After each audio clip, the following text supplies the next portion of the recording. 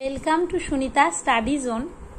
আজকে আমি আরেকটা পিএসসি মিসলেনিয়াসের যে প্র্যাকটিস সেট আছে সেট 2 সেটা নিয়ে চলে এসেছি। আর আমার যে বইটা আছে লীলা রয়ের বইটা, এই লীলা রয়ের বইটা থেকে প্র্যাকটিস করছি আমি, সেখান থেকে প্র্যাকটিস সেট 2।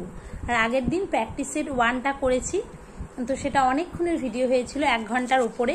তো তোমরা সেই ভিডিওতে অনেকে অনেক ভালো ভালো কমেন্ট করেছো, প্লাস পিডিএফ শেয়ার করার কথা বলেছো। তো পিডিএফটা আমি এখন শেয়ার করতে পারছি না, তো পরে নিশ্চয়ই কোনো ব্যবস্থা করার চেষ্টা করব পিডিএফ শেয়ার করার। আপাতত যেভাবে করছি সেখান থেকেই তোমরা স্ক্রিনশট নিয়েও করতে পারো, কিংবা সাথে সাথে একটু লিখে নিয়ে। তো আগের ভিডিওটা যেটা ছিল সেটাতে তোমরা অনেকে তো ভালো কমেন্ট করেছো, প্লাস অনেক লোক দেখেছে, অনেক স্টুডেন্টরা দেখেছে এত বড় ভিডিও হওয়া সত্ত্বেও। তার জন্য সকলকে অনেক অনেক ধন্যবাদ। তো আজকের ভিডিওটি শুরু করা যাক। ফার্স্ট কোশ্চেন, একটি আদর্শ অ্যামমিটারের রোধ কত হবে?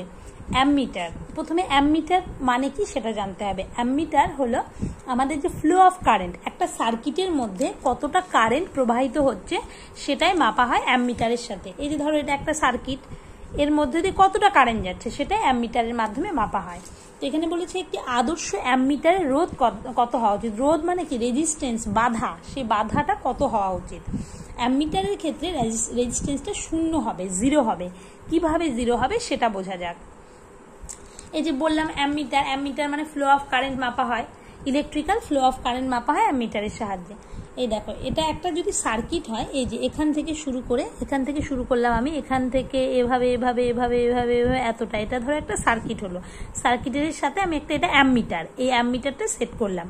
অ্যামমিটার সবসময় সিরিজে সেট করা হয়, শ্রেণীতে। এই যে এটা একই শ্রেণীতে আছে, তাই না? এটার সাথে সার্কিটের সাথে অ্যামমিটারটা সেট করলাম। তো করার পরে সে অ্যামমিটারের রোধ কত বলছি আমরা? 0। কেন 0 হবে? দেখো এইখানে এই যে আর এ মানে রেজিস্ট্যান্স অফ অ্যামমিটারের রোধটা যদি 0 হয় তবেই আমরা ফ্লো অফ কারেন্টটা ঠিকঠাকভাবে মাপতে পারবো। কিন্তু রোধটা যদি 0 হতো তাহলে তো কারেন্টের ফ্লোটা আমরা ঠিকভাবে মাপতে পারতাম না, বাধাপ্রাপ্ত হতো।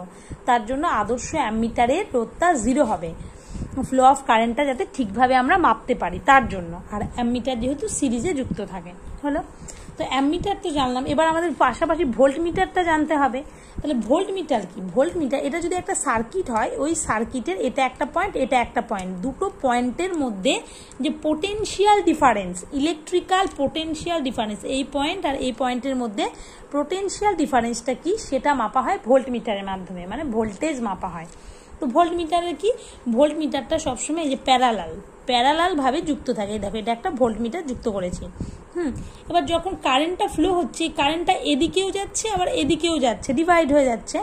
এবারে যেহেতু প্যারালালে যুক্ত করছি, এখানে কি ভোল্টমিটারের ক্ষেত্রে রেজিস্ট্যান্সটা RV, resistance of voltmeter infinity হবে, অসীম হবে। কেন? এই যে কারেন্টটা যাচ্ছে, এখানকার রোধটা যদি অসীম না হতো তাহলে কি হতো? এই কারেন্টটা এদিকেও যেত, এদিকেও যেত। যেহেতু এখানে ভোল্টমিটারের ক্ষেত্রে রোধটা অসীম, তাহলে কি এখান থেকে যে কারেন্টটা যেতে পারছে না, কারেন্টটা এদিক দিয়েই যাবে। তাহলে কি আমরা সেক্ষেত্রে পোটেনশিয়াল ডিফারেন্সটা ঠিকভাবে মাপতে পারবো। তার জন্য ভোল্টমিটারের রেজিস্ট্যান্সটা অসীম হওয়া উচিত। যেহেতু কি এদিক দিয়ে কারেন্ট যেতেই পারবে না, বাধাপ্রাপ্ত হবে, তাই এদিক দিয়েই পুরোটা যাবে। তার জন্য পোটেনশিয়াল ডিফারেন্স, ভোল্টেজটা ভালোভাবে মাপতে পারবো। এখানে যদি রোধ কম হতো তাহলে কারেন্ট তো এদিক দিয়েও যেত, এদিক দিয়েও যেত। তাহলে এই ক্ষেত্রে এই দুটো পয়েন্টের মধ্যে যে পোটেনশিয়াল ডিফারেন্স সেটা তো আমরা মাপতে পারতাম না ঠিক মতোভাবে। তার জন্য ভোল্টমিটারের ক্ষেত্রে রোধটা অসীম হবে, ব্যাস। আর এখানে একটা ফর্মুলা আছে, ভি ইকুয়ালস টু, এই যে V voltage, V equals to I into R, voltage V equals to কি? V equals to I into R, সেটা হচ্ছে voltage. V equals to I মানে কারেন্ট, আর মানে রেজিস্ট্যান্স। এবার আই মানে কি? আই মানে ভি বাই আর। এবার ভি তো ভোল্টেজ, এবার হচ্ছে আর কি? এটা অসীম, সামথিং বাই যদি ইনফিনিটি হয় তাহলে 0, রোধটা এখানে 0 হচ্ছে, তাই তার জন্য এদিক দিয়ে কারেন্টটা পড়ে যাচ্ছে। আশা করি বোঝা গেল। আর কিছু কিছু যেমন মেজার করা হয় ফ্লো অফ কারেন্ট, তারপর অ্যামমিটার সিরিজে যুক্ত হয়, অ্যামমিটারের ক্ষেত্রে রোধ 0। এখানে মেজার করা হয় ইলেকট্রিক্যাল পোটেনশিয়াল ডিফারেন্স বা ভোল্টেজ, প্যারালালে যুক্ত হয়। যে এখানে প্যারালাল, এই যে এটার সাথে এই যে সার্কিটটা আছে তার সাথে সমান্তরালে যুক্ত আছে, প্যারালালে যুক্ত হবে। এবং আর যে রেজিস্ট্যান্সটা ভোল্টমিটারের ক্ষেত্রে সেটা ইনফাইনাইট হবে। তো নেক্সট, সায়েন্সের কোয়েশ্চেনগুলো একটু যদি বুঝে পড়ি তাহলেই আমাদের ভালো হয় আর কি। এই যে একটি বস্তুকে 0.8 মিটার পার সেকেন্ড বেগে ওপরে ছড়ায়, ওপরের দিকে একটা বস্তুকে আছে পুরো ওপরের দিকে ছুড়লাম, বস্তুটি কত উচ্চতায় উঠবে? এই যে হাইয়েস্ট পয়েন্টে এই এইচটা কত, যদি ধরলাম যে ধরো ভি বেগে ছুড়লাম, প্রথমে ইউ বেগে ছুড়লাম, ছোড়ার পরে এইচ উচ্চতায় পৌঁছালো, তো সেই হাইটটা কত হবে? সেক্ষেত্রে ফর্মুলা আছে, মানে একটা বস্তু যখন এখান থেকে ছুড়লাম, বেগ বাড়ছে বাড়তে বাড়তে হাইয়েস্ট একটা বেগ হওয়ার পরে বেগটা এখানে 0 হয়ে যাচ্ছে, তারপর আবার এদিকে নিচের দিকে নেমে যাচ্ছে, তো কতটা উচ্চতায় উঠবে সেটা এখানে চেয়েছে। তো এখানকার একটা ফর্মুলা আছে, সেই ফর্মুলাটা কি? ফর্মুলাটা হলো আমাদের এই দেখো তোমরা, ফর্মুলাটা হচ্ছে V square equals to U square minus 2gh। তো ভি মানে কি? ভি মানে আমাদের বেগটা, মানে পরের বেগটা কত, আর ইউ স্কোয়ার মানে অন্তিম বেগ, আর ইউ মানে কি? ইউ মানে প্রাথমিক বেগ, আর জি মানে তো তোমরা জানো যে অভিকর্ষজ ত্বরণের জি, আর এইচ এই যে কত উচ্চতা উঠবে এখান থেকে বের করলে H equals to U square minus V square by 2g, এটা ফর্মুলা। এবার যখন হাইয়েস্ট পয়েন্ট একটা বস্তুকে ছুটছি, যখন হাইয়েস্ট পয়েন্টে একদম পৌঁছাচ্ছে, তার মানে কি হাইয়েস্ট উচ্চতায় পৌঁছালে ভেলোসিটি ভিটা সেখানে 0 হয়ে যাচ্ছে, মানে অন্তিম বেগটা 0 হয়ে যাচ্ছে যখন হাইয়েস্ট পয়েন্টে পৌঁছাবে, তারপর তো আবার ধীরে ধীরে বেগ কমে যাবে, নেমে যাবে। ভি 0 হলে কি হবে? এখানে যদি 0 বসায় তাহলে H equals to U square by 2g, এটা ফর্মুলা হলো। এবার এখানে ইউ প্রাথমিক বেগ দেওয়া আছে, দেখো কত বেগে ছড়েছিলাম 0.8 মিটার, তাহলে প্রাথমিক 0.8 না, সরি এটা 0.98 হবে, এখানে ভুল আছে। তাহলে প্রাথমিক বেগ ইউটা কত? ইউটা হচ্ছে 9.8, এটা স্কোয়ার করলাম, আর 2 ইন্টু জি এর মান কত? 9.8 মিটার পার সেকেন্ড স্কোয়ার, এটা জি ত্বরণের অভিকর্ষজ ত্বরণের মান। এই যে এটা কেটে গেল 9.8, তাহলে অপশন কত? 9.8 বাই 2 মানে 4.9, এটা হলো আমাদের আনসার। দেখো এখানে 4.9 মিটারই আছে, দেখলে? এইভাবে মানে একদম বেস থেকে পড়তে হবে সায়েন্সগুলো। নেক্সট, নিচের কোনটি মোলার গ্যাস ধ্রুবকের একক? কোনটা মোলার গ্যাস ধ্রুবক কাকে বলে? ইউনিভার্সাল গ্যাস কনস্ট্যান্ট, এই যে পিভি ইকুয়ালস টু এনআরটি, যেটা পিভি ইকুয়ালস টু এনআরটি, এটা তো আইডিয়াল গ্যাসের ক্ষেত্রে এটা একটা সূত্র তো গ্যাসের, তো পিভি ইকুয়ালস টু এনআরটি, সেখানে আর এর এটা চেয়েছে, সেখান থেকে আমরা আর এর মানে দেখো পিভি ইকুয়ালস টু এনআরটি, সেখান থেকে আর মানে কি? পিভি বাই এনটি হলো। এবারে পি এটা বের করে নিলাম, এবার এইভাবে বের করতে হয়, তুমি কিন্তু এমনি মুখস্থ করে হবে না, তো যদিও দেখো এটা কিন্তু বোঝা যায়, দেখো মোলার গ্যাস ধ্রুবকের ইয়েটা কি হবে, এই যে যদি আমাদের এই ফর্মুলাটা দেখা যায় পিভি ইকুয়ালস টু এনআরটি, সেখান থেকে আর এর মানটা বের করে, তার মানে এন মানে মোল, নাম্বার অফ মোল, তার মানে কি পার মোল থাকবে, আর টি মানে টাইমটা কত, টেম্পারেচারকে কেলভিন স্কেলে, তোমরা এখান থেকে দেখেই কিন্তু বোঝা যাচ্ছে আর এর মান কি হবে? পিভি বাই এনটি, এন নিচে থাকবে, এন মানে কি নাম্বার অফ মোল কত, এটা মোল ইনভার্স, এখানে মোল ইনভার্স আছে, তার মানে এটা হবে। আর হচ্ছে টি মানে কি? টি মানে হচ্ছে এটা কতটা টেম্পারেচার কত, এই যে কেলভিন ইনভার্স, দেখে মনে হচ্ছে এটাই হবে, তো তাও আমরা বের করব পুরোটা। আর equals to PV by N T, তারপর এবার পিপি মানে চাপ মানে কি? চাপ মানে বল বাই ক্ষেত্রফল, এফ বাই এফ ফোর্স পার অ্যাসিলারেশন হয়ে গেল, ইন্টু ভলিউম থাকলো, আর হচ্ছে এন মানে মোল ইন্টু টেম্পারেচার। এবার দেখো, এবার যখন আমরা এটা করব এফ বাই, এবার এরিয়া, ক্ষেত্রফল মানে কি? এল স্কোয়ার, মানে এত সেমি স্কোয়ার ক্ষেত্রফল মানে এল স্কোয়ার, আর ভলিউম মানে কি? লেন্থ এল কিউব, এই দুটো কেটে গেলে তাহলে থাকলো কি? থাকলো হচ্ছে এই দেখো এফ ইন্টু এল উপরে থাকলো, আর নিচে মোল ইন্টু টেম্পারেচার থাকলো। এবার এফ ইন্টু মানে ফোর্স ইন্টু হচ্ছে সরণ, মানে বল ইন্টু সরণ মানে কি? কার্য মানে বল ইন্টু সরণ, ওয়ার্ক, এই যে work by mole into temperature. এবার কার্যের একক কি? ওয়ার্কের একক এত জুল কাজ করে, জুল, তাহলে কি হলো ডাইমেনশনটা জুল। এবার দেখো এই যে কে কেলভিন, টেম্পারেচার কত? এত কেলভিন স্কেলে, কেলভিন ইনভার্স, যেহেতু কেটা নিচে আছে তাই ইনভার্স হয়ে গেল, মোল নিচে আছে তাই মোল ইনভার্স, এটাই হয়ে গেল। দেখো এখানে অপশানে আছে না, joule, kelvin inverse, mole inverse হয়ে গেল। আশা করি বোঝা গেল, এগুলোই বোঝার মতো ছিল, বাদ বাকি এগুলো তাড়াতাড়ি হয়ে যাবে। কে দহশালা ব্যবস্থা শুরু করেন? তাহলে দহশালা সিস্টেমটা কি সেটা আমাদের আগে জানতে হবে, তাই তো? কে শুরু করেন তার আগে আমাদের জানতে হবে যে বিষয়টা কি। আমরা যদি বিষয় না জানি তাহলে কে শুরু করে জেনে তো লাভ নেই। দহশালা সিস্টেম তোমরা সবাই জানো, বা জাপ্তি সিস্টেম, যেটা আকবরের রাজস্ব বিষয়ক মন্ত্রী রাজা টোডারমল, ওনার নাম কি ছিল? রাজা টোডারমল, আশা করি তোমরা সবাই জানো। এই যে এটা একটা ল্যান্ড রেভিনিউ সিস্টেম, এটা আকবরের, এখানে বলছে কে শুরু করেন, তাহলে সিম্পল, খুবই সিম্পল কোয়েশ্চেনটা দিয়েছে আকবর। আকবর 1580 খ্রিস্টাব্দে দহশালা সিস্টেম শুরু করেছিল। এটা একটা ল্যান্ড রেভিনিউ সিস্টেম যেটা রাজা টোডরমাল শুরু করেছিল, ওনার ফিনান্স বিষয়ক মানে মন্ত্রী ছিলেন তিনি। আর হচ্ছে দহশালা সিস্টেমে কি ছিল, মানে তোমার ধরো লাস্ট 10 বছরে একটা ল্যান্ড, ওই দহশালা সিস্টেমে ল্যান্ডটাকে অনেক ভাগে ভাগ করা হতো, 4 ভাগে ভাগ করা হতো। ওই ল্যান্ডে লাস্ট 10 বছরে কতটা এগ্রিকালচারাল প্রোডাকশন হয়েছে, ধরা গেল যে ধান হয়েছে 12 কুইন্টাল, তার মধ্যে তার 1/3 মানে কি 12/3, তার 1/3 অংশ যেটা করলাম, মানে ধরো যতই হোক না কেন, যাই হোক না কেন, তার 1/3 মানে লাস্ট 10 বছর যে হলো, লাস্ট 10 বছরে যতটা এগ্রিকালচারাল প্রডিউস হলো তার 1/3 স্টেটকে দিতে হবে। এটাই ছিল হচ্ছে দহশালা ব্যবস্থা, এটাই ল্যান্ড রেভিনিউ সিস্টেম। এটা কিন্তু বিসিএসে এসেছিল কোয়েশ্চেনটা, এইভাবে এসেছিল, তো এটা ইম্পর্টেন্ট একটা। নেক্সট, কোন চোল রাজা বাংলা জয় করেছে? কে বাংলা জয় করেছিল? চোল রাজা প্রথম রাজেন্দ্র চোলওয়ান। এবার চোল বলতেই কি হয় মনে পড়ে, তো চোল মানে সাউথ ইন্ডিয়া, সাউথ ইন্ডিয়া মানে কোথায়? তামিলনাড়ু। চোলদের ক্যাপিটাল কোথায় ছিল? থাঞ্জাভুর। থাঞ্জাভুরে চোলদের ক্যাপিটাল, তো থাঞ্জাভুর মানে কি তামিলনাড়ু। আর থাঞ্জাভুর বলতে কি মনে পড়ছে বলতো? গ্র্যানারি অফ সাউথ ইন্ডিয়া, জিওগ্রাফির question. Granary of South India কাকে বলা হয়? থাঞ্জাভুর। কেন? রাইস বোল অফ তামিলনাড়ু বলা হয়, মানে প্রচুর ধান উৎপন্ন হয় এই জায়গাটায়, তার জন্য। গোদাবরী ডেল্টা আছে না এখানে। হলো চোলদের ক্যাপিটাল থাঞ্জাভুর, এবং চোল রাজা বাংলা দখল করেছেন রাজেন্দ্র চোলওয়ান তিনি। আর চোল বংশের প্রতিষ্ঠাতা কে বলতো? বিজয়ালা। চোলদের হচ্ছে ফাউন্ডার হচ্ছে বিজয়ালা। তো এই যে রাজেন্দ্র চোলওয়ান, তিনি হচ্ছে তখন পাল রাজা মহিপালকে ডিফিট করেছিলেন, করে তারপরে বাংলা বিহার এসব জয় করেছিলেন, করে পুরো উনি কি টাইটেল নিয়েছে বলতো? গঙ্গায় কোন্ড চোলা, এই টাইটেল। কারণ কি গঙ্গার পার্শ্ববর্তী অনেক অংশে ওনার সাম্রাজ্যটাকে তিনি এক্সটেন্ড করেছিলেন, তাই গঙ্গায় কোন্ড চোলা এটাও আসে, এটা খুব আসে। গঙ্গায় কোন্ড চোলা কে নিয়েছিল? রাজেন্দ্র চোলওয়ান।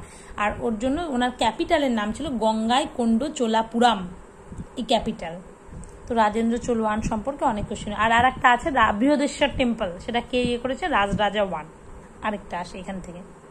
তো এটা হয়ে গেল, সবগুলো কিন্তু ইম্পর্টেন্ট যে কোশ্চেনগুলো বললাম। এবার কোলেরু হ্রদ কোথায় অবস্থিত? কোলেরু মানে কি? কোলেরুর কথা মনে পড়ে হচ্ছে অন্ধ্রপ্রদেশ। এদিক দিয়ে যদি যাওয়া যায়, ধরো এদিকে, হ্যাঁ এই যে পুরো অন্ধ্রপ্রদেশ, এইখানে হচ্ছে কোলেরু হ্রদ অবস্থিত। অন্ধ্রপ্রদেশ মানে কি? কোন ডেল্টা হবে তাহলে? অন্ধ্রপ্রদেশ মানে নিশ্চয়ই কাবেরী হবে না, দেখো কাবেরী বাদ, মহানদী হবে না, উড়িষ্যার মহানদী। তাহলে অপশানে কি পড়ে থাকলো? যদি এইটুকু শুধু জানি কোলেরু হ্রদ অন্ধ্রপ্রদেশে অবস্থিত, তাহলে আমরা জানি অন্ধ্রপ্রদেশে নিশ্চয়ই কাবেরী হবে না, আর মহানদী কি? উড়িষ্যাতে। তাহলে একটাই স্টেটের মধ্যে, তাহলে কি হবে? মহানদী, গোদাবরী আর কৃষ্ণা, এই ডেল্টার মাঝে কোলেরু লেক অবস্থিত, এবং এটা one of the largest fresh water lake of India. হলো। আর হচ্ছে এই কোশ্চেনটাও বিসিএস এর জন্য ইম্পর্টেন্ট। আমি যে কোয়েশ্চেনগুলো করাচ্ছি, এগুলো আমি হয়তো পিএসসি মিসলেনিয়াসের প্র্যাকটিস সেটটা আমিও করছি, তোমাদের সাথেও শেয়ার করছি। তো এগুলো কিন্তু শুধু পিএসসি মিসলেনিয়াসের জন্য না, আপকামিং যে ক্লার্কশিপ এক্সাম আছে, তারপরে মিসলেনিয়াস, তার সাথে সাথে ডাব্লিউবিসিএস, আর যা পরীক্ষা হবে, মানে যে পরীক্ষায় জিকে আসে, সমস্ত পরীক্ষার জন্য ইম্পর্টেন্ট। মানে সব পরীক্ষার জিকে মোটামুটি আমি প্র্যাকটিস করছি এবং তোমাদের সাথেও শেয়ার করছি। এসএসসি সব পরীক্ষার জন্য মানে আমার মনে হয় এটা প্র্যাকটিস হয়ে যাবে। নেক্সট, ভারতের উচ্চতম শৃঙ্গ যেটা, সেটার নাম কি? ভারতের উচ্চতম শৃঙ্গ হচ্ছে অবশ্যই মাউন্ট কেটু। কেটু কোথায় অবস্থিত? কারাকোরাম রেঞ্জে অবস্থিত মাউন্ট কেটু, যার উচ্চতা হচ্ছে 8611 মিটার। সেই যেটা পিওকেতে অবস্থিত, পাক অকুপাইড কাশ্মীর, সে মাউন্ট কেটু ভারতের উচ্চতম শৃঙ্গ। আর এভারেস্টের উচ্চতা কত? 8848, ছোটবেলা পড়েছিলাম, তারপর একটু বেড়ে গেছে 8850 মিটার। এবার যদি বলা হয় যে highest peak of India in Himalaya কোনটা, তখন কাঞ্চনজঙ্ঘা হবে, যেটা 8598, হ্যাঁ 8598 এখানে। আর নন্দা দেবী কোথায়? যদি বলে যে হাইয়েস্ট পিক অফ ইন্ডিয়া, যেটা completely lies in India, total ইন্ডিয়াতে অবস্থিত, তখন সেটা নন্দা দেবী হবে। এন্টায়ারলি লোকেটেড ইন ইন্ডিয়া, তখন নন্দা দেবী 7816 মিটার। এইভাবে কোয়েশ্চেন কিন্তু অনেকভাবে আসতে পারে, মনে রাখতে হবে সবগুলোই। অর্থ কমিশন মানে কি? ফিনান্স কমিশন গঠিত হয় একজন সভাপতি এবং আর কতজন? তাহলে এটাও বিসিএস এসেছিল, আমি দেখেছি প্রিলিমসে। ফিনান্স কমিশনটা যে গঠিত হয়েছে, সেটা হচ্ছে একজন চেয়ারম্যান এবং তার সাথে আরো 4 জন সদস্য, টোটাল 5 জন। ফিনান্স কমিশন তৈরি হবে 1+4, এভাবেই এসেছিল 1+4, টোটাল 5 মেম্বার নিয়ে তৈরি হচ্ছে। একজন সভাপতি বলেছে আর 4 জন থাকলো, তাহলে এটা কত নম্বর আর্টিকেল? যদি বলে ফিনান্স কমিশন কত নম্বর আর্টিকেলে আছে, এটাও ভীষণ আসে, আর্টিকেল 280। যে ফিনান্স কমিশন যেটা আসে সেটা হচ্ছে আর্টিকেল 280 নাম্বার আর্টিকেলে ফিনান্স কমিশন আছে। রাষ্ট্রপতি প্রতি 5 বছর অন্তর অন্তর এটা করেন আর ফিনান্স কমিশন গঠন করেন। এর কাজ কি? কাজ হচ্ছে রেভিনিউটা ডিস্ট্রিবিউশন করা, ট্যাক্স রেভিনিউ, মানে তোমার সেন্টারের যে রেভিনিউটা কালেকশন হচ্ছে সেটা সেন্টার আর স্টেটের মধ্যে ডিস্ট্রিবিউশন করা, দেখার দায়িত্বে রয়েছে হচ্ছে ফিনান্স কমিশন। আর ফার্স্ট ফিনান্স কমিশন কবে তৈরি হয়েছে বলতে 1951। কত কোয়েশ্চেন বলবো? 1951, আচ্ছা হ্যাঁ, এক এক করে মনে হচ্ছে। 1951-এ ফার্স্ট ফিনান্স কমিশন তৈরি হয়েছে। আর first chairman of finance commission কে? কেসি নিয়োগী। যে কটা আমার মনে ছিল। আর বিভিন্ন ক্রাইটেরিয়াও আছে ফিনান্স কমিশনের চেয়ারপারসন কিংবা মেম্বাররা নিয়োগ হওয়ার। এই গেল। এবার নেক্সট, ভারতীয় সংবিধানে প্রথম সংশোধন করা হয়েছিল কত সালে? কবে first amendment of constitution? First amendment 1951-এ এসেছিল। এটা কে? আমরা প্রথমেই পড়ি, 8টা শিডিউল ছিল, তারপর অ্যামেন্ডমেন্টের দ্বারা 9th শিডিউল যেটা সেটা অ্যাড করে, জমিদারি সিস্টেম হেন এই সমস্ত কিছু। তো এগুলো হচ্ছে 9th শিডিউল অ্যাড করা হয়েছিল। ফার্স্ট অ্যামেন্ডমেন্ট হয়েছে 1951। এর সাথে সাথে আর্টিকেল 15(4) আর 19(6) এই দুটো অ্যাড করা হয়েছিল। তোমরা জানো এগুলো ডিসক্রিমিনেশন হেন তেন 15, কিন্তু 15(4) হচ্ছে সোশ্যালি অ্যান্ড ইকোনমিক্যালি হচ্ছে ব্যাকওয়ার্ড ক্লাস, SC ST, এতে স্পেশাল প্রভিশনের কথা বলে। আর আর্টিকেল 19-এ তো প্রচুর 6 ফান্ডামেন্টাল ফ্রিডমস রয়েছে। এটাও আসতে পারে। 9th শিডিউল অ্যাড হয়েছে কততম হচ্ছে সংবিধান সংশোধন দ্বারা? তাহলে ফার্স্ট কনস্টিটিউশন অ্যামেন্ডমেন্টের দ্বারা 9th শিডিউল অ্যাড হয়েছে। আর ফার্স্ট কবে সংশোধন করা হয়েছে? 1951-এ। নেক্সট, ভারতের প্রথম ফিল্ড মার্শাল কে ছিলেন বলতো? মানেক শাহ। মানে ফিল্ড মার্শাল মানে ইন্ডিয়ান আর্মি ছিলেন। তো উনি ইন্ডিয়ান আর্মি, যিনি ইন্দো পাক ওয়ার সেই সময় আর্মি চিফ ছিলেন, উনি ফার্স্ট ফিল্ড মার্শালে প্রমোট হয়েছিলেন। তো ওনার নাম মানেক শাহ। 1951 যখন ইন্দো পাক ওয়ার হয়েছিল, 71, তখন মানেক শাহ ছিল field marshal Manek Shah. Marshal Manek Shah, এইভাবে মনে রাখতে পারো। ভারতীয় অনাবাসী দিবস মানে কি? NRI day, non resident Indian day, বা তোমরা প্রবাসী ভারতীয় দিবস বলতে পারো। সেটা কবে হয়েছিল? 9 জানুয়ারি।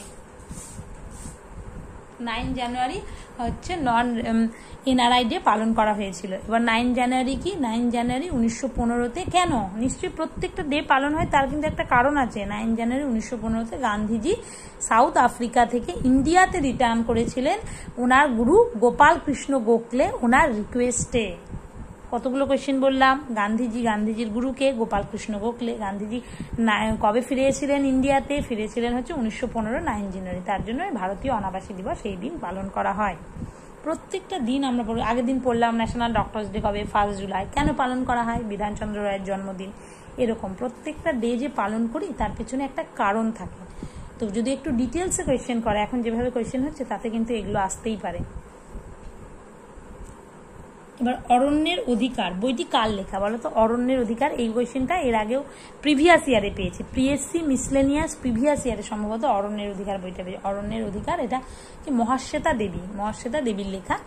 আর এটা life and struggle of Birsa Munda, tribal leader যেটা বিরসা মুন্ডা রেভল্ট আমরা সবাই জানি, সে বিরসা মুন্ডার জীবন নিয়ে লেখা হয়েছে মানে অরণ্যের অধিকার, সেটা মহাশ্বেতা দেবীর। আর কি কি আছে? 1084 মা, এটা আছে মহাশ্বেতা দেবীর।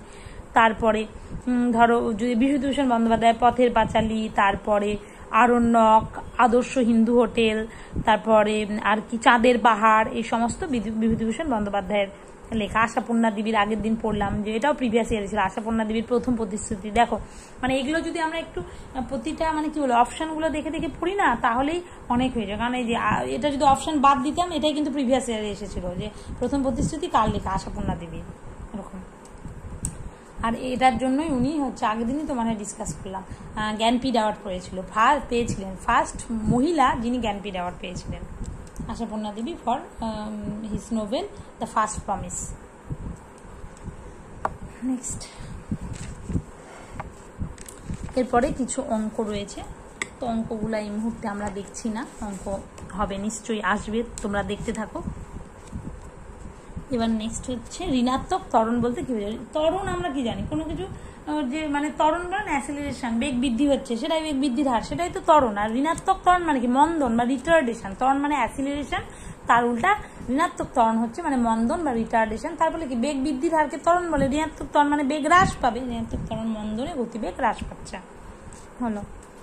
কোনটি শক্তির একক নয়, আগের দিনই এইটা এর আগের দিনে দেখো একটা কিছু করলে না ওটার সাথে সব ইয়েগুলো রিলেটেড একটা টপিক, তার যদি রিলেটেড টপিক পড়ি এবং তার সাথে অপশানগুলো দেখি অনেক কোয়েশ্চেন কভার হয়ে যায়। কোনটি শক্তির একক নয়, দেখো আর শক্তি কাকে বললাম আগের দিন কিন্তু এইটা নিয়ে হয়েছে যে এনার্জির একক নয় কোনটা, দেখেই আমরা বুঝতে পারছি কি ওয়াট, ক্ষমতার একক কি ওয়াট, এত ওয়াট কার জন্য, ক্ষমতার একক হচ্ছে ওয়াট বা পাওয়ার। আর এগুলো সবে যে কিলোওয়াট আওয়ার, মানে তোমার এনার্জি মানে কি, এনার্জি মানে হচ্ছে পাওয়ার ইনটু টাইম।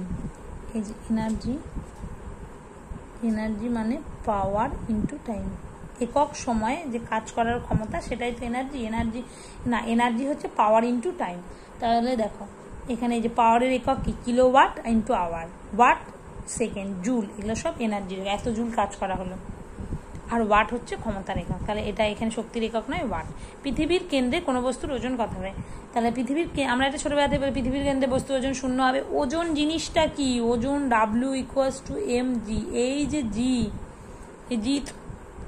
জি তো খতরনাক, এই জির জন্যই সব চেঞ্জ হয়ে যায়। এই ছোটবেলা থেকে পড়ে এসেছি না, ছোটবেলা থেকে যে কোনো পৃথিবী যেখানে নিয়ে যাও না কেন কোনো বস্তুর ভর একই থাকবে, তো ভার বা ওজন পরিবর্তিত হবে, মানে এই ভাষাগুলো বললে কি বলতো আমাদের আর ভুল হবে না। তো তাই তো বলছে যে পৃথিবীর কেন্দ্রে কোনো বস্তুর ওজন কত, এই যে ধরো এটা পৃথিবী পৃষ্ঠ থেকে যত উপরের দিকে উঠবে তত জি এর মানটা কমতে থাকবে। এই যে এখানে পৃথিবীর পৃষ্ঠ, সেখানে জি এর মানটা হাইয়েস্ট, আবার যত নিচের দিকে থাকবে এখানে আস্তে আস্তে জি এর মানটা একসময় 0 হয়ে যাবে। হ্যাঁ, পৃথিবী পৃষ্ঠে জি হচ্ছে হাইয়েস্ট, এখানে জি ম্যাক্সিমাম, যে পৃথিবী পৃষ্ঠে এই জায়গা বরাবর যদি হয়, পৃথিবী পৃষ্ঠে জি এর ভ্যালু সর্বাধিক। পৃথিবী পৃষ্ঠ থেকে যত উপরের দিকে যাওয়া যায় জি এর মান কমতে যায়, পৃথিবী পৃষ্ঠ থেকে যত নিচের দিকে আসা যায় জি এর মানটা কমতে কমতে কমতে কমতে এই কেন্দ্রে এসে 0 হয়ে যাচ্ছে, জি0। পৃথিবীর কেন্দ্রে কোনো বস্তুর ক্ষেত্রে জিটা যেহেতু কেন্দ্রের ক্ষেত্রে জি0 হচ্ছে, তাহলে ওজনটাও 0 হয়ে যাচ্ছে জি এর জন্য। কিন্তু হলো এরকম বলতেই পারে যে কোনো বস্তুকে ধরো মানে এরকম বলতেই পারে যে আরেকটা কোশ্চেন আসে যে চাঁদে নিয়ে গেলাম, তার ওজনের কি পরিবর্তন হবে, মানে পৃথিবীতে ওজন 60 কেজি, তাহলে চাঁদে ওজন কত হবে, এরকম টাইপের আসে। তার চাঁদে 1/6 হয়ে যায়, তার 60 × 1/6 মানে 10 কেজি হয়ে যাবে। কিন্তু যদি বলা হয় কোনো বস্তু এইভাবে চালাকি করে দিতে পারে যে কোনো বস্তুর ওজন যে পৃথিবীতে 60 কেজি, তাহলে কোনো বস্তুর ভর পৃথিবীতে 60 কেজি, তাহলে চাঁদে গেলে তার ভর কত হবে, তা আমাদের ভর তাও মানে 1/6, তা না, ভর তো বলছি, ভর তো পরিবর্তন হয় না, ভর ওই একই হবে, 60 কেজি হবে। ভার বা ওজন বললে যেহেতু ওজনের জি কথাটা যুক্ত থাকে এম এর সাথে, তার জন্য ওজন চেঞ্জ হয়ে যাবে। এবার আলাউদ্দিন খলজি বাজার নিয়ন্ত্রণের জন্য কাকে নিয়ে খোঁজে, দিওয়ানি রিয়াসত। আলাউদ্দিন খলজি, যে আমরা জানি প্রাইস কন্ট্রোলটা দারুণ ছিল, একদম ফিক্সড প্রাইস ছিল জিনিসপত্র, এটা দাম মার্কেট খুব ভালোভাবে কন্ট্রোল করতে, ওটা দেখার জন্য উনি যাকে নিয়োগ করতেন ওই সব দেখার দায়িত্বে ছিলেন, তার নাম দিওয়ানি রিয়াসত। দিওয়ানি রিয়াসত কি আলাউদ্দিন খলজির যে বাজার বিষয়ক জিনিসটা সেটা দেখাশোনা করতো। তো আলাউদ্দিন খলজি সম্পর্কে আমরা যতই বলি না কেন তত তো শেষ হবে না, তাই না? যে মানে খলজি ডাইনেস্টি, উনি তো কি বলবো, প্রথমে তো জালালউদ্দিন খলজি ছিলেন, তাই না? জালালউদ্দিন খলজি সেন খলজি ডাইনেস্টির প্রতিষ্ঠাতা। তারপরে তোমার হচ্ছে ধীরে ধীরে উনি মানে বিভিন্ন জায়গা থেকে মানে বিভিন্ন জায়গায় ওনার ছড়াতে লাগলো আলাউদ্দিন খলজি, মানে জালালউদ্দিন খলজিকে হত্যা করে আবার আলাউদ্দিন খলজি বসলেন, এরকম করে অনেক কিছু করলেন, অনেক কিছু দাগ হুলিয়া সব আলাউদ্দিন খলজির সময়কার। যাই হোক, পরে যখন ডিটেলসে আলোচনা করব। আর হচ্ছে নেক্সট হচ্ছে তালিকোটার যুদ্ধ কখন হয়েছিল, যেটাকে আমরা বলি ব্যাটেল অফ তালিকোটা। তালিকোটার যুদ্ধ কবে হয়েছিল, তালিকোটার যুদ্ধ হয়েছে 1565। এবার 1565 বললে তো হবে না, কার কার মধ্যে হয়েছিল, একটা হচ্ছে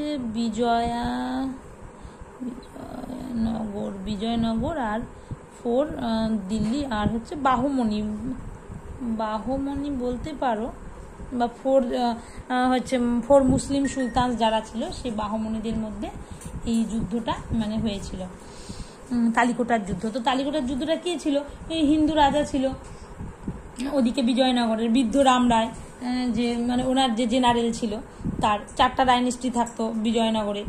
তো তার মধ্যে তোমার হচ্ছে তোমার সঙ্গম, সালুব, তুলুব, আরাবিদু ডাইনেস্টির যে রাজা ছিল, তার হচ্ছে জেনারেল বৃদ্ধ রাম রায়। তো রাম রায়ের সাথে আর 4 জন বাহমনির ওদিকে যে 4টা মানে ছিল মুসলিম সুলতান, তাদের যুদ্ধ হয়েছিল। তো তার মাধ্যমে বিজয়নগররা কিন্তু হার স্বীকার করে গেল, ওনারা হেরে গেলেন। তো এটাই তালিকোটার যুদ্ধ হলো, ডিস্ট্রয় হয়ে গেল, প্রচুর মানুষ মারা গেছিল এই তালিকোটার যুদ্ধে। এটা হচ্ছে কর্ণাটকে অবস্থিত, মানে সম্ভবত।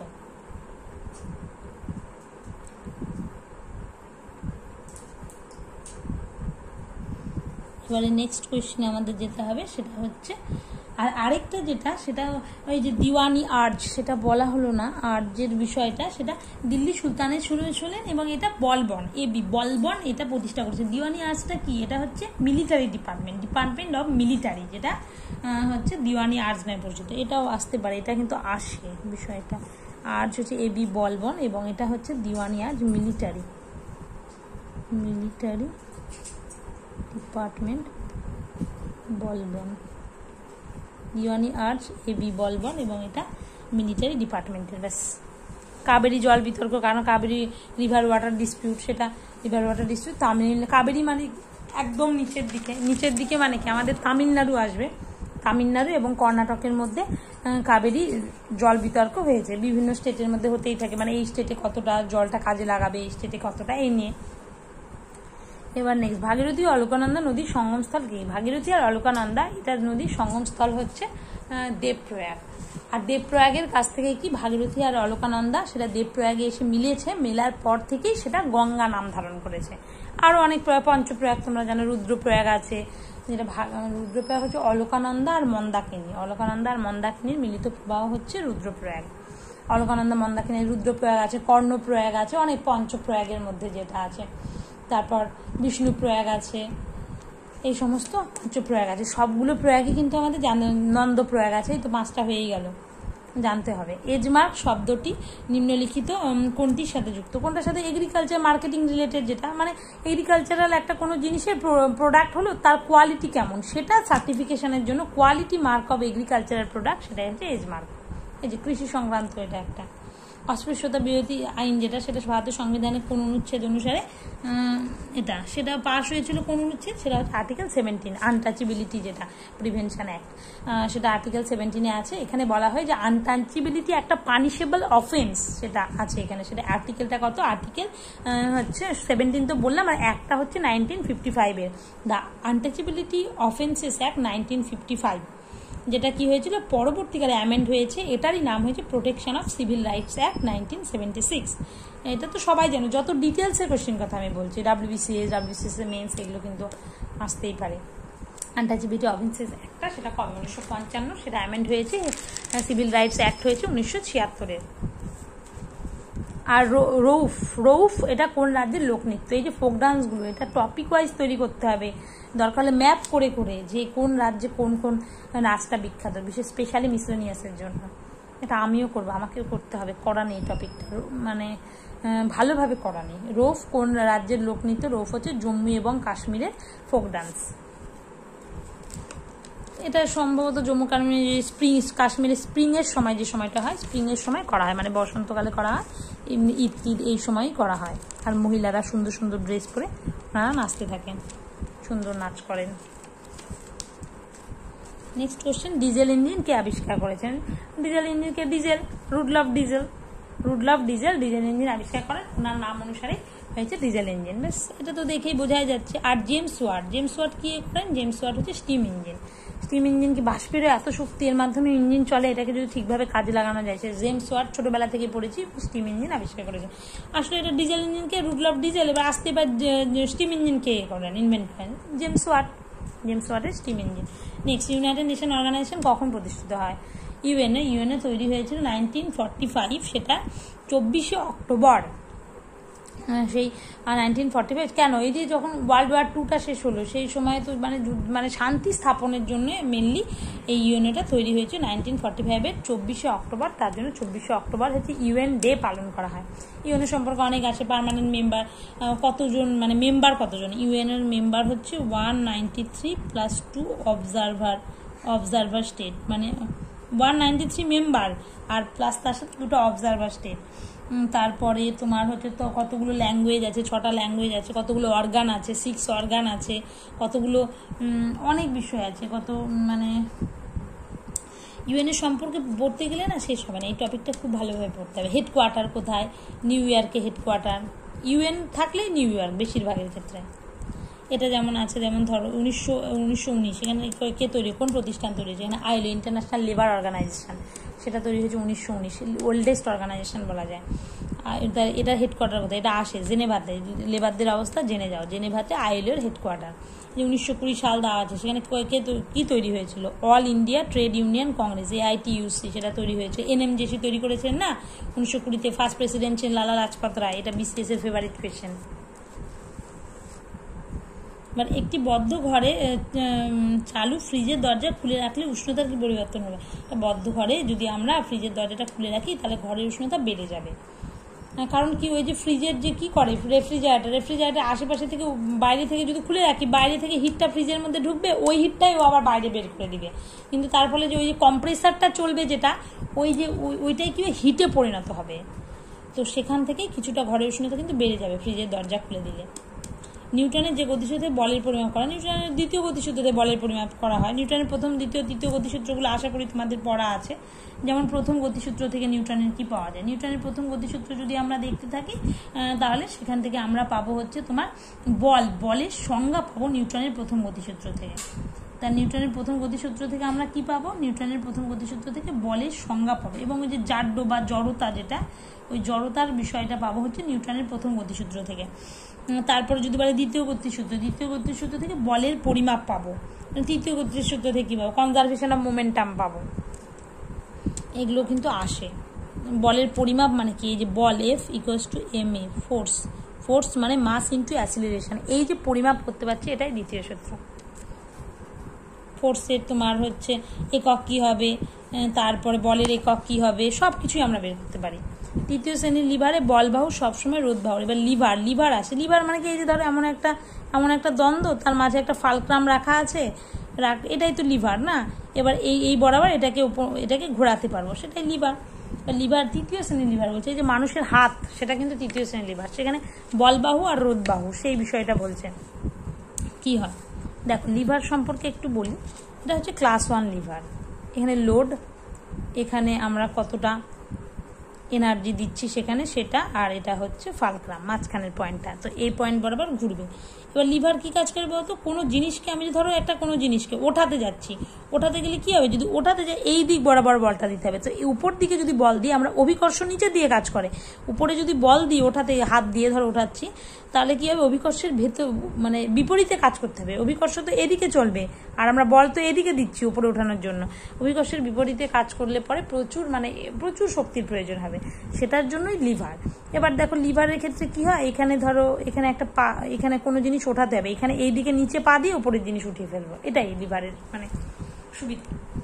প্রথম শ্রেণীর লিভারে কি থাকে, ফালক্রামটা মাঝখানে থাকে, এদিকে লোড থাকে, মানে এদিকে ধরো একটা ভার বসানো থাকলো, আর এদিকে আমরা এনার্জি দিই। মেকানিক্যাল অ্যাডভান্সমেন্ট কতটা হতে পারে, যান্ত্রিক সুবিধা >1, =1, <1, তিনটাই হতে পারে। অনেক কিছুর এক্সাম্পল আছে এখানে।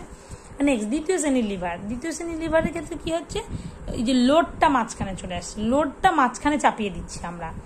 আর তার সাথে যেমন নাট ক্র্যাকার, এই যে নাট ক্র্যাকারের কি, এটা নাট ক্র্যাকার, এটা কিন্তু লোড, এটা নাট মাঝখানে, ফালক্রাম এখানে, আর এখানে এই যে এনার্জি দিচ্ছি, তাই তো। এই যে হলো একটা মেকানিক্যাল এনার্জি >1 দ্বিতীয় শ্রেণীর লিভার। আর তৃতীয় শ্রেণীর লিভারে কি, মেকানিক্যাল এনার্জি <1।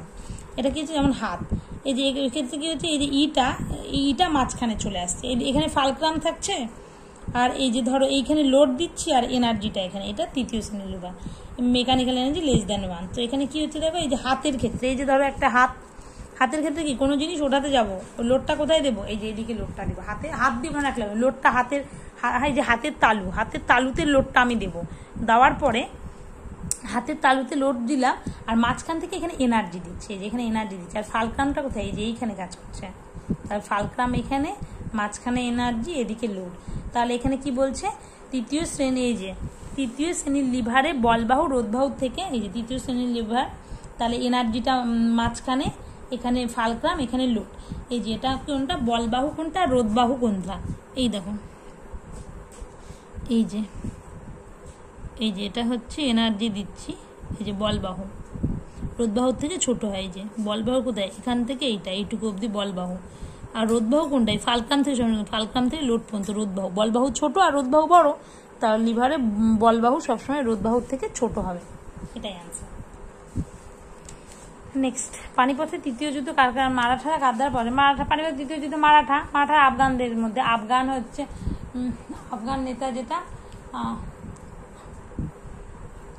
আফগান এবং হচ্ছে মারাঠাদের মধ্যে আহমদ শাহ আবদালি। হ্যাঁ, আফগান আহমেদ শাহ আবদালির সাথে মারাঠাদের যুদ্ধ হয়েছিল, তখন বাজিরাও টু ছিলেন সেই সময়। তৃতীয় যুদ্ধ হচ্ছে 1761। এবার পানিপথের প্রথম যুদ্ধ কার মধ্যে হচ্ছে? 1526। বাবর আর মুঘল ইব্রাহিম লোদির মধ্যে হয়েছিল, লাল দিল্লি সুলতানের। দ্বিতীয় যুদ্ধ কি হয়েছিল? আকবর আর হিমুর মধ্যে। তৃতীয় যুদ্ধ কি? আফগান এবং মারাঠাদের মধ্যে, সেখানে মারাঠারা মাঠে মারা গেছিলেন 1761। আমির খুসরো সম্বন্ধে কোনটি ঠিক নয়? খেলোয়াড় নিশ্চয়ই নয়, ঐতিহাসিক, অনেক কিছু লিখেছেন, অমাত্য, সঙ্গীতজ্ঞ সবই ছিলেন। আমির খুসরো এমন একজন ছিল, অনেকের কোর্টে ছিলেন। কার কোর্টে বলবো ওনাকে, মানে আলাউদ্দিন খলজি, ওইদিকে বলবন থেকে আরম্ভ করে গিয়াসউদ্দিন তুগলক, প্রচুর সম্রাটের কোর্টে ছিলেন। রোহিলখণ্ড অঞ্চলটি কোথায়? রোহিলখণ্ড অঞ্চলটি আর ভারতের তোতা পাখি বলা হয়, প্যারট অফ ইন্ডিয়া বলা হয় আমির খুসরোকে। এই কোয়েশ্চেনটাও আসে। রোহিলখণ্ড অঞ্চলটি, রোহিলখণ্ড উত্তরপ্রদেশের উত্তরাঞ্চল, সেখানে রোহিলখণ্ড অবস্থিত, মানে আপার গঙ্গা প্লেনের দিকে রোহিলখণ্ড অবস্থিত। পূর্ব হিমালয় একটা গিরিপথ কি? পূর্ব হিমালয় মানে কি কোথায় আছে? দেখো, রোহতাং পাস। রোহতাং কোথায়? হিমাচল প্রদেশ। তাই বারলাপ্তা, রোহতাং আর শিবকিলা, এই তিনটা হিমাচল প্রদেশে। রোহতাং পাস, তাহলে নিশ্চয়ই হিমাচল প্রদেশটা হবে না। ঘুমটা তো দার্জিলিং এদিকে। নাথুলা পাস, এই যে পূর্ব হিমালয়, মানে নাথুলা কোথায়? সিকিমটা পূর্ব দিকে পড়ছে। নাথুলা পাস যেটা সিকিমে অবস্থিত, সেটা পূর্ব হিমালয় একটা গিরিপাত। তাহলে সিকিমে আর কি আছে? নাথুলা এবং তার সাথে জেলেপলা। নাথুলা, জেলেপলা, এই দুটো সিকিম। আর সিকিমের সাথে তিব্বতকে কানেক্ট করে। আর জজিলা পাসকে, বিখ্যাত জজিলা পাস। জজিলা লা মানে কি? লাদাখে। জজিলা কাকে? শ্রীনগর থেকে লে, জম্মু কাশ্মীর আগে ছিল একসাথে, এখন তো দুটো আলাদা ইউনিয়ন টেরিটরি হয়েছে। শ্রীনগর থেকে লেকে কানেক্ট করে জজিলা লাদাখে অবস্থিত। আর ঘুম তো highest railway station, 2258 metre, Darjeeling এ অবস্থিত। এবারে সংবিধানের কোন অনুচ্ছেদ অনুসারে হাইকোর্ট গঠন করা হয়? হাইকোর্টে যে, মানে every state has its own high court, প্রত্যেকের যে একটা করে হাইকোর্ট থাকবে, যে হাইকোর্ট 214-তে বলা আছে। এটা হাইকোর্ট শুরু হয় 214, শেষ হয় 231। 214 থেকে 231 আর্টিকেলে আছে। 214-তে প্রত্যেকটা স্টেটের আলাদা আলাদা হাইকোর্ট থাকবে, সেটা বলা আছে। তবে কিছু কিছু কমন হাইকোর্টও থাকে, যেটা আর্টিকেল 231-এ বলা হয়েছে। যেমন আমাদের জুরিডিকশনে, কলকাতার জুরিডিকশনে কলকাতা এবং আন্দামান আছে, কেরালাতে কেরালা আর লাক্ষাদ্বীপ, এরকম টাইপের হাইকোর্ট 214। এবং 216-তে আবার কম্পোজিশন অফ হাইকোর্ট, মানে এই যে একটা হাইকোর্ট, সে হাইকোর্টের কম্পোজিশন কে থাকবে? একজন চিফ জাস্টিস, হাইকোর্টের যে মেন জাজ থাকবে, চিফ জাস্টিস থাকবে, তার সাথে অন্যান্য জাজ থাকবে, যেটা প্রেসিডেন্ট নিয়োগ করবেন। এই কম্পোজিশনটা 216। 226-এ কি আছে? রিটস, হাইকোর্টে যে রিট জারি করার ক্ষমতা, যেমন কোনো কিছু লিগাল রাইট যে ভায়োলেট হলে, ফান্ডামেন্টাল রাইট ভায়োলেট হলে যে হাইকোর্টের রিট জারি করার ক্ষমতা, সেটা 226-এ আছে। যেমনভাবে আর্টিকেল 32-এ আছে সুপ্রিম কোর্টের রিট জারি করার ক্ষমতা। যদি আমাদের ফান্ডামেন্টাল রাইট খরিতে হলো, আমরা সুপ্রিম কোর্টে চলে যেতে পারলাম, ওই যে 5টা রিটের সাহায্য নিয়ে। ওটা 32-এ সুপ্রিম কোর্টে। আর হাইকোর্টের রিট 226। আর 228-এ কি? Transfer of certain cases two high court, মানে কোনো কেস মনে হচ্ছে যে হাইকোর্টের দেখে মনে হচ্ছে এই কেসটা নিম্ন মানে কোনো সাবঅর্ডিনেট কোর্টের ক্ষেত্রে এই কেসটা ঠিক মতো করে হচ্ছে না, তখন হাইকোর্ট নিজের মানে ট্রান্সফার করে যেতে পারে সার্টেন কেস টু হাইকোর্ট নিজের দায়িত্বে নিয়ে নিতে পারে। সেটাই হচ্ছে 228। বাটুল দ্য গ্রেট কি? নারায়ণ দেবনাথের কত কি আছে? বাটুল দ্য গ্রেট, হাদাবুদা, অনেক কিছু, উনি মারা গেলেন রিসেন্টলি, খুব ইম্পর্টেন্ট এটা, নারায়ণ দেবনাথের বাটুল দ্য গ্রেট। বজ্রপাতের দেশ কাকে বলা হয়? Land of thunder bolt. বজ্রপাত ভুটান, প্রচুর বজ্রপাত হয় তার জন্য। এটিএম এর পুরো নাম কি? অটোমেটেড টেলার মেশিন হচ্ছে এটিএম এর পুরো নাম।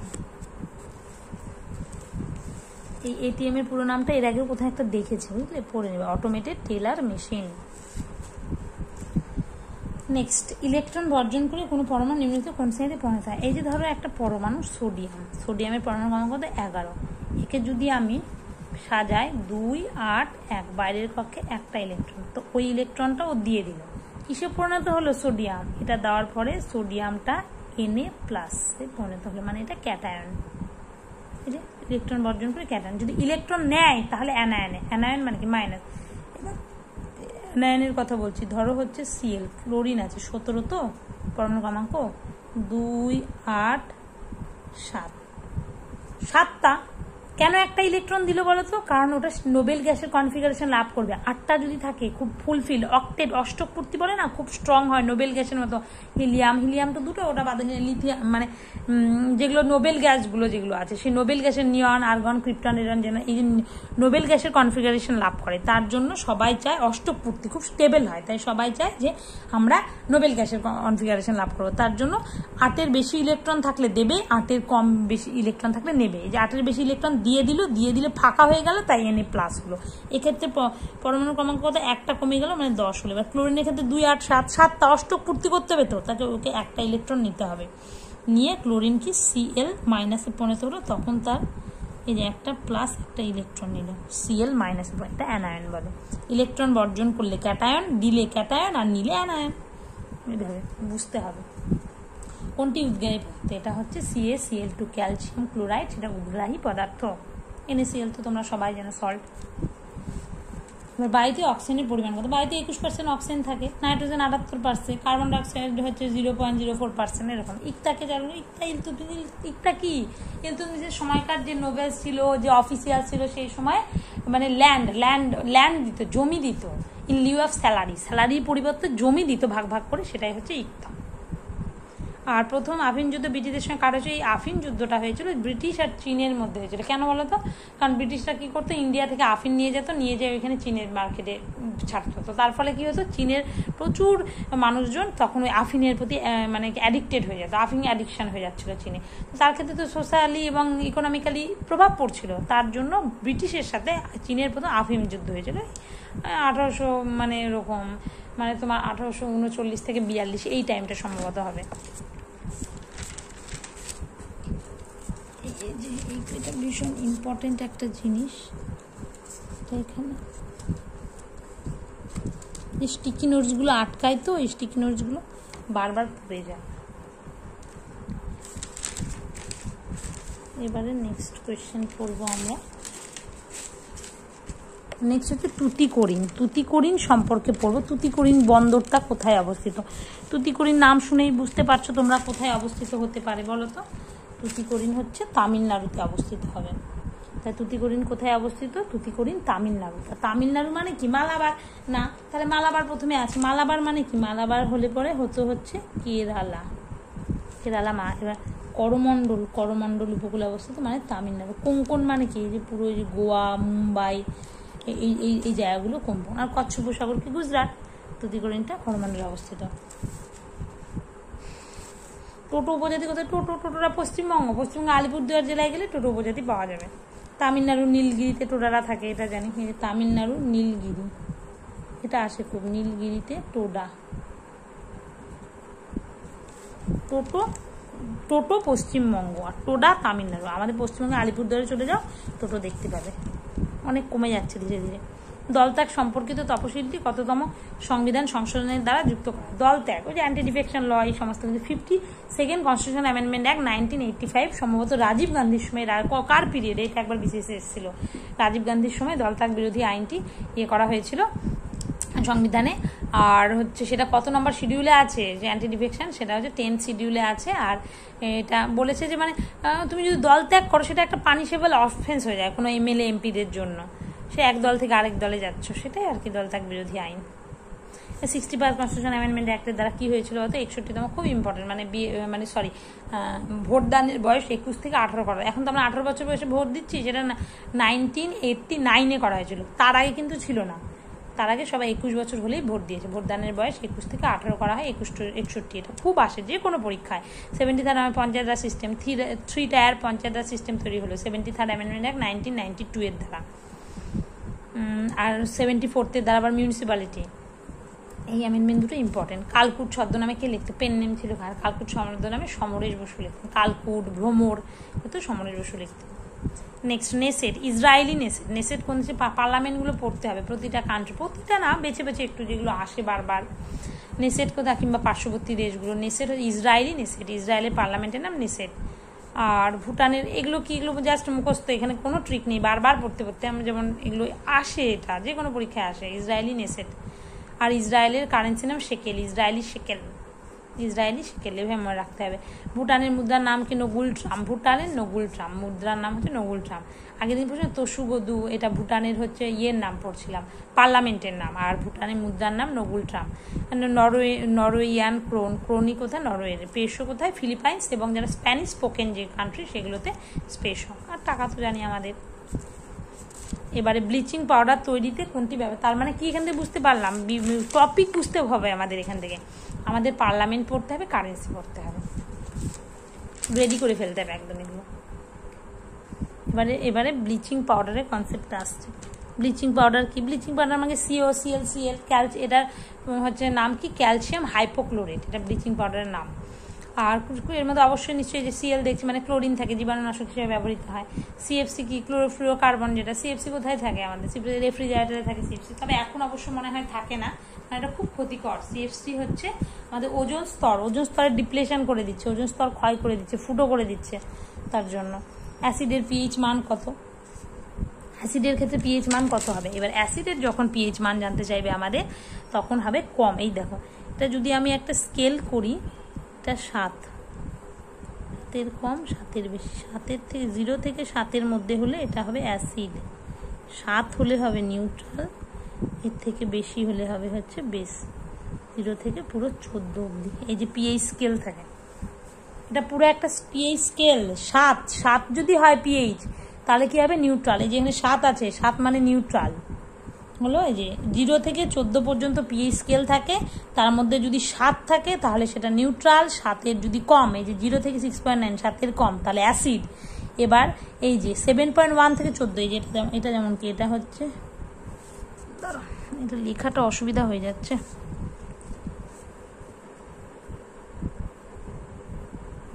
যে নিউট্রাল, 7 হলে নিউট্রাল, এটা হলে হচ্ছে বেস। সবগুলোই দেখছি অপশান দেওয়া আছে। আর এই যে যেটা আমাদের দেওয়া আছে সেটা হলে কি হবে? 0 থেকে 6.9, এই যেটা হলো অ্যাসিড, এই যেটা অ্যাসিড। একটা কোয়েশ্চেন পড়লে হবে না, শুধু অ্যাসিডের পিএইচ মান মুখস্থ করে গেলাম 0 থেকে 6.9, না, পুরো জিনিসটাকে বুঝতে হবে। পিএইচ বিষয়টা কি? তাহলে যদি এটা থাকতো, এই যে সবসময় অপশানটাকে দেখতে হবে। 7, তাহলে 7 কি? নিউট্রাল, 7-এর বেশি কি? বেস। একটা কোয়েশ্চেন যদি আসে, সেখান থেকে আমাদের অন্তত 5-10টা কোয়েশ্চেন বানিয়ে নিতে হবে। ভারতের সংবিধান সংশোধনের পদ্ধতি যুক্ত হয়, এই যে অ্যামেন্ডমেন্ট, কনস্টিটিউশন অ্যামেন্ডমেন্ট করার ক্ষমতা যে পার্লামেন্টের হাতে আছে। Procedure of amendment of constitution, সেটা কত নাম্বার? 368 আর্টিকেলে আছে। কত নম্বর পার্ট? পার্ট 12-এ আছে। কোথা থেকে নেওয়া হয়েছে? সাউথ আফ্রিকা থেকে বড় করা হয়েছে। এটা হলো। এবার স্পেনের জাতীয় খেলা কি? স্পেনের জাতীয় খেলা কি হবে বলো? ষাঁড়ের লড়াই। স্পেনে দাগিয়ে দেয় ষাঁড়ের লড়াই পুরো একদম, বুল ফাইটিং, সেটা হচ্ছে স্পেনের জাতীয় খেলা। সরস্বতী সম্মান কি? সরস্বতী সম্মান হচ্ছে সাহিত্যে দেওয়া হয়, তোমরা সকলেই জানো, কিংবা নাম শুনে বুঝতে পারছো। 2024-এ সরস্বতী সম্মান কে পেয়েছে? এটা কারেন্ট অ্যাফেয়ার্স আসে যে রিসেন্ট ইয়ার্সগুলোতে কে সরস্বতী সম্মান পেলো, এবার যেমন 24-এ কে পেয়েছে তোমরা আমাকে কমেন্টে জানাবে এটা। আর ন্যাশনাল ডিফেন্স একাডেমি সেটা কোথায় অবস্থিত? খড়গশালাটা কোথায়?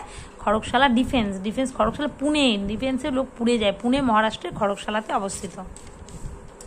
এপসাম সল্ট সেটা কি? Epsom salt magnesium sulphate .7H2, এটা হচ্ছে এপসাম সল্ট। এটা কি? ব্যথা উপশম ক্ষত সাদা। COSO4.5H2 কপার সালফেট, তার সাথে জল, সেটা কি? সেটা হচ্ছে ব্লু ভিট্রিয়ল। এরকম আছে blue vitriol, white vitriol, green vitriol, অনেক আছে কিন্তু পড়তে হবে। ব্লু ভিট্রিয়ল, এটা হোয়াইট ভিট্রিয়ল কি ZnSO4 মনে হয়, তার সাথে জল। তারপর গ্রিন ভিট্রিয়ল FeSO4 এরকম মনে হয় সম্ভবত, দেখে নি, এরকম প্রচুর বিষয় আছে, তো এগুলো কিন্তু জানতে হবে। এপসাম সল্ট কি? MgSO4.7H2।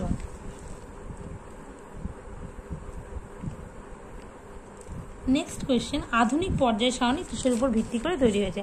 Modern periodic table Moseley তৈরি করেছেন। কার উপর? অ্যাটমিক নাম্বার, পরমাণু ক্রমাঙ্ক। আগে কার ছিল? আগে নিশ্চয়ই মেন্ডেলিফের ছিল। মেন্ডেলিফের পরমাণু যে পর্যায় সারণী ছিল ওটাতে প্রথম পেয়েছে, সেটা কার উপর মানে ভিত্তি করে হয়েছে? মেন্ডেলিফের পরমাণু ক্রমাঙ্ক, অ্যাটমিক ওয়েট, পারমাণবিক ভরের উপর নির্ভর করে হয়েছিল। তারপরে হলো যে ওখানে কিছু ডিফেক্ট দেখা যাচ্ছে, প্রবলেম হচ্ছে, তার জন্য আবার পরমাণু ক্রমাঙ্কতে শিফট করে গেলেন মোসলে।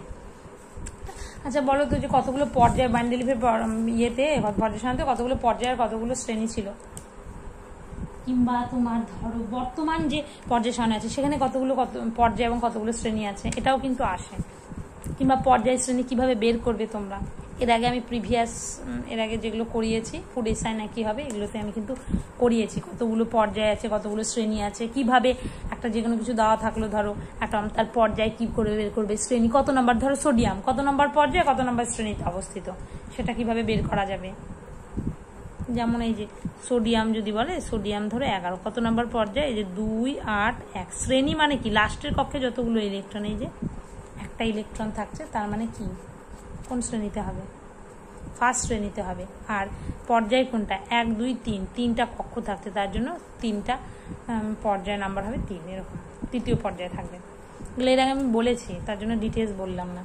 ব্যাকটেরিয়ার কোষপ্রাচীরে যে জটিল উপাদান থাকে সেটি কি, ব্যাকটেরিয়ার কোষপ্রাচীরে থাকে হচ্ছে পেপটাইডোগ্লাইকন। ব্যাকটেরিয়ার কোষপ্রাচীরে এটা মনে রাখতে হবে কোষপ্রাচীর কি দিয়ে তৈরি, সেটা হচ্ছে পেপটাইডোগ্লাইকন। এবার যদি বলে ফাঙ্গাস কি, ফাঙ্গাসের কাইটিন, যেটা আমাকে চিটিন বলি, CHITIN তো তার জন্য ছত্রাক বা ফাঙ্গাসের কাইটিন আর ব্যাকটেরিয়া পেপটাইডোগ্লাইকন। সুপ্রিম কোর্টের কোনো পদ কোনো ব্যক্তি অন্যায়ভাবে দখল করে থাকলে সুপ্রিম কোর্ট কোন লেখাটি জারি করতে, কোনো একটা পদ সরকারি কোনো পদ, মানে ধরো কেউ অন্যায়ভাবে, তো মনে হলো যে না ও তো হচ্ছে চাকরি পেয়েছে, সেই চাকরিটা হয়তো ঠিকভাবে পায়নি, সৎভাবে পায়নি চাকরিটা, তো অন্যায়ভাবে সে ওই পদটা দখল করে আছে, তখন যদি কোনো কিছু করে অন্যায়, তখন সুপ্রিম কোর্টে যে রিটটি জারি করতে পারে সেটা কি, সেটা হচ্ছে কোয়া ওয়ারেন্টো। অনেক রিট আছে, যেমন তোমার ধরো হেভিয়াস কর্পাস, ম্যান্ডামাস, প্রহিবিশন, সার্টিওরারি আর হচ্ছে কোয়া ওয়ারেন্টো, 5টা আছে। তার মধ্যে কোয়া ওয়ারেন্টো বলছে মানে বাই হোয়াট অথরিটি, তখন কোয়েশ্চেন করতে পারি এই অথরিটিতে, ধরো এইখানে চেয়ারে বসে বাই হোয়াট অথরিটি, কোন অথরিটির জন্য আপনি এই চেয়ারে বসে আছেন, এই কোয়েশ্চেনটা আমি করতে পারি সেখানে, সেটাই হচ্ছে কোয়া ওয়ারেন্টো। সুইটেবল বয় বইটি কাইলে, এটা কারেন্ট অ্যাফেয়ার্স থেকে, এটা বিক্রম শেঠের লেখা। হোয়াইট ওয়াশ শব্দটি ফুড ক্রিকেটে হোয়াইট ওয়াশ। প্যারিস কোন হইতে সেন, SEIN। প্যারিসে কার হেডকোয়ার্টার বলতো, ইউনেস্কোর হেডকোয়ার্টার প্যারিস ফ্রান্স। প্যারিসে কোন হইতে, এরপরে সামার অলিম্পিক্স মানে হয় 2024 প্যারিসে হবে, আর প্যারিস সেন নদীর তীরে অবস্থিত।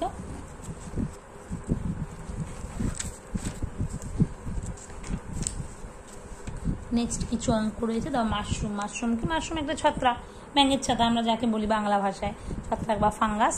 মূত্রের রং হলুদ হয় কেন, মূত্র কারণ হলুদ হয় কারণ ইউরোক্রোম থাকে, ইউরোক্রোম নামক হলুদ রঙের একটা রঞ্জক থাকে, তার জন্য মূত্রের কালার হলুদ হয়।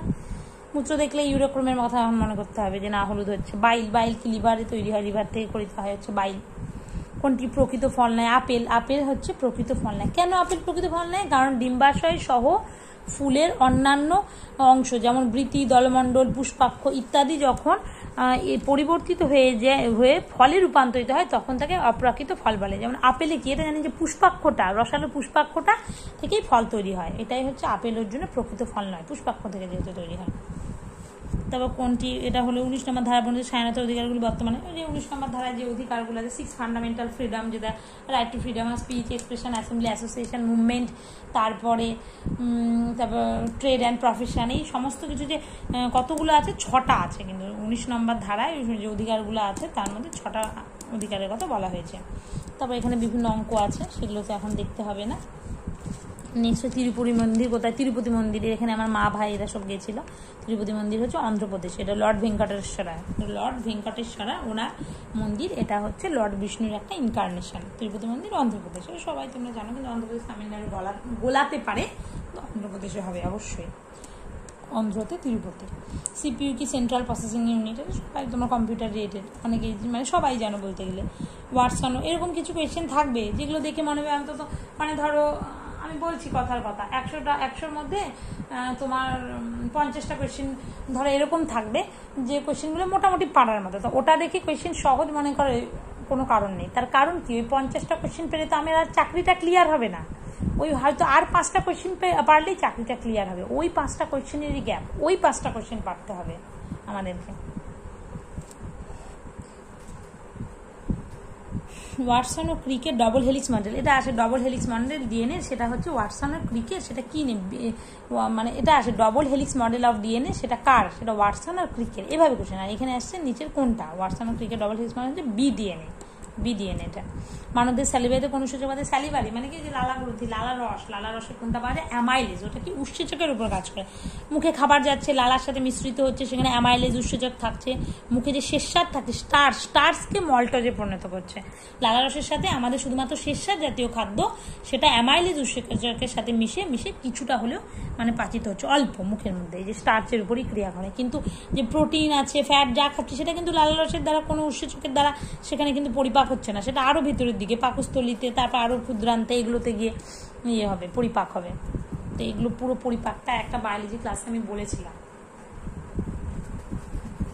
ভীষণ ইম্পর্টেন্ট। মানে কোথায় পাকস্থলিতে কি ধরনের খাদ্যের পরিপাক হচ্ছে, ক্ষুদ্রান্তে কি ধরনের খাদ্যের পরিপাক হচ্ছে, কোন উৎসেচক সাহায্য করছে, এই যে ধরো সবই আছে। এই যে পেপসিন কোন প্রোটিনকে ভাঙতে সাহায্য করে, কোথায় সম্ভবত পাকস্থলিতে থাকে, ইলেপসিন, সব কিছু ইম্পর্টেন্ট এখানে।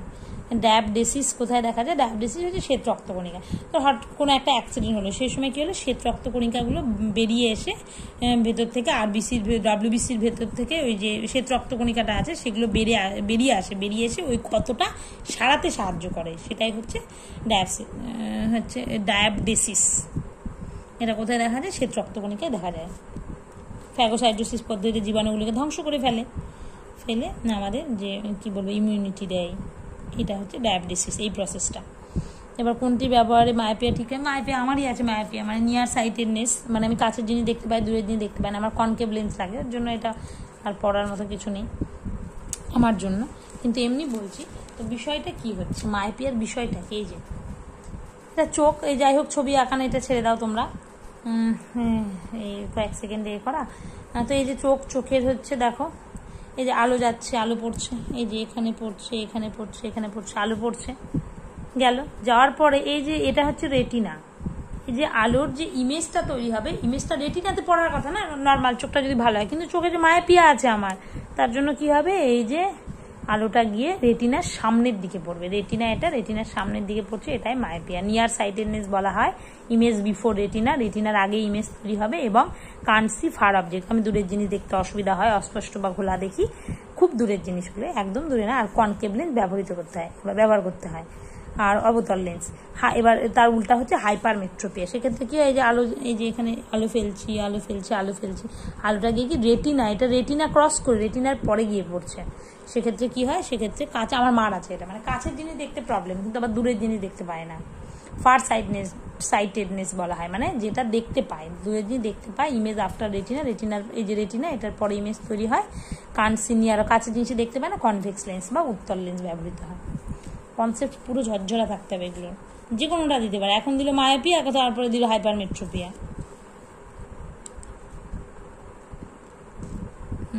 নেক্সট হচ্ছে, এগুলো তো বিভিন্ন রকম অঙ্ক আছে, এগুলো মোটামুটি এখানেই তো সব বোঝার কোয়েশ্চেনগুলো শেষ। এখানে এখন জাস্ট কটা কারেন্ট অ্যাফেয়ার্স, এখানে তো বোঝার কিছু নেই, কোথা থেকে আসবে এখন কারেন্ট অ্যাফেয়ার্স সেটাও বলা বড্ড মুশকিল, কারণ ওরা অনেক আগেকার থেকেও দিয়ে দিচ্ছে।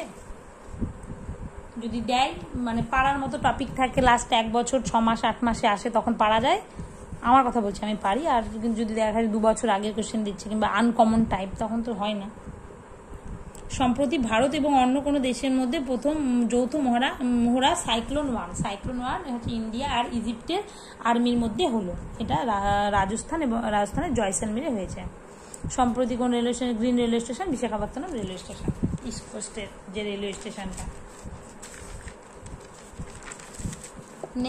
নেক্সট হচ্ছে সম্প্রতি প্রকাশিত কার্গিল এক যাত্রী কি জুবানি, এই গ্রন্থটাকে ঋষিরাজ লিখেছেন, এটাও জানুয়ারি কারেন্ট অ্যাফেয়ার্স। ভারতের প্রথম স্কুল অফ লজিস্টিক, ওয়াটারওয়েজ এবং কমিউনিকেশন সম্প্রতি চালু হয়েছে কোথায়? ত্রিপুরাতে। আর সম্প্রতি কোন ইন্দো আমেরিকান মার্কিন বিমান বাহিনীতে ব্রিগেডিয়ার জেনারেল পদে নিযুক্ত হয়েছেন? রাজাচারী। শেষ, একটা কারেন্ট অ্যাফেয়ার্সে তো বোঝার কিছুই নেই, কবে কার দেবে বলা বড্ড মুশকিল। আর যাই হোক, এই তো শেষ হয়ে গেল আমার মানে প্র্যাকটিস সেট 2 এর কোয়েশ্চেনগুলো আমার শেষ হয়ে গেল। তো কেমন লাগলো তোমাদের পুরো ভিডিওটা তোমরা কিন্তু অবশ্যই কমেন্ট করে জানাবে। আর তোমরা কিভাবে দেখতে চাও, আমি এভাবেই কি পুরো ভিডিও মানে পুরো সেটটাই করবো? কারণ দেখো 1 ঘন্টা পুরো কন্টিনিউয়াস বলা, তার আগে সেটাকে ভালো মতো আমি নিজে পরীক্ষা দিই, এখানে পরীক্ষা দিয়ে আমি হচ্ছে 54 কি 55টা ঠিক হয়েছিল, আর কয়েকটা ভুল গেল। মানে আমার ধরো সব মানে নেগেটিভ বাদ দিয়েও মানে 50-এর ওপরেরটা ঠিক হচ্ছে আমার, দেখলাম আমি। হ্যাঁ 55টা, আর 6টা না 3টা এরকম হবে, মানে জাস্ট অল্প কটাই ভুল গেল। তো আমি প্রথমে আগে পরীক্ষাটা দিয়ে নিই নিজের মতো করে, তারপরে অ্যানালাইসিস করি যে কটা অ্যাটেম্প্ট করতে একদমই পারলাম না, কিংবা যে কটা ভুল হলো কেন ভুল হলো। তো প্র্যাকটিস সেট তোমরাও পারলে একটা কিনে নাও, নিয়ে আগে কিংবা যে কোনো অনলাইনে দাও, দিয়ে বোঝো যে তোমাদের কোন জায়গাটা। আমি যেমন বুঝতে পারছি যে আমার কোন স্ট্যাটিকের পোর্শনটা একটু জোর দিতে হবে, কোন জায়গাটা জোর দিতে হবে, পার্টিকুলার কোন টপিকটা জোর দিতে হবে, তাহলে সেটা ডিটেলসে কোথাও থেকে, এখন তো ইউটিউবে সব অ্যাভেলেবেল, ইউটিউবে ভিডিও দেখে নাও কিংবা বই পড়ো, করে খাতায় একটু নোট করে নাও। তো তা করলে পরেই আমি তো এভাবেই করব, এখনও শুরু করিনি নোট করাটা টপিক ওয়াইজ, যেটা প্রবলেম হচ্ছে। আগে প্রবলেমগুলো জট ডাউন করতে হবে না, যে আমার এই জায়গায় প্রবলেম, তারপর না সলিউশন হবে। তো এইভাবেই করার চেষ্টা করব। আর তোমাদের ভিডিওটি কেমন লাগছে অবশ্যই জানাবে, কারণ 1 ঘন্টা টানা ভিডিও করতে সত্যি কথা বলতে কি অনেকটাই কষ্ট হয়। তো তোমাদের যদি ভালো লাগে তাহলে এইভাবে দেবো, আর যদি ভালো না লাগে তাহলে আমি ছোট ছোট করে দেবো। তো আজকের মতো এইটুকুই, আর নেক্সট ভিডিও নিয়ে আবার খুব তাড়াতাড়ি আসছি। ধন্যবাদ।